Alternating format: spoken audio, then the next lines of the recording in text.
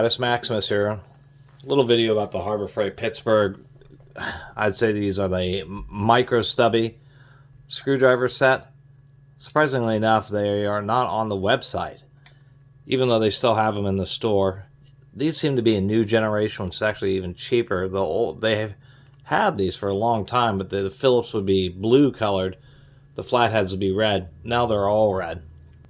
What I mean by the lower quality is a lot of these they would have, or on the old ones, they have a pretty big concave carved out in the back so you can press against your hand and have your finger kind of help them centered.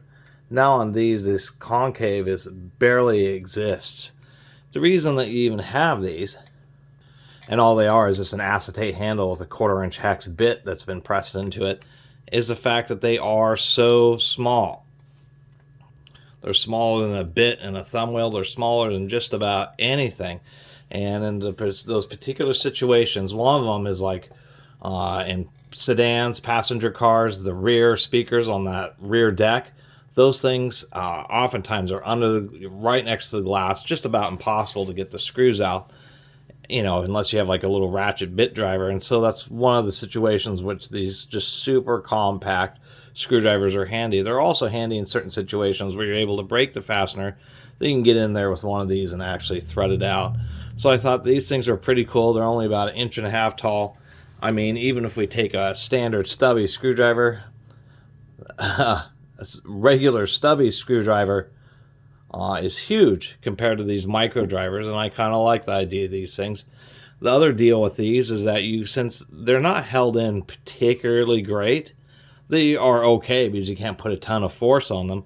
But you can, if you ever wear out one of the tips or something on these, not easy to do because you're not putting a lot of torque. You can just put them in the vise. Usually what you do is you put the bit in the vise and you just use like a pry bar to pry off the handle, then use that same vise to push in a new bit. Another thing I thought was odd, maybe if I line them up like this, but we can see like this one has a slightly more orangish color where these are just a bit deeper red.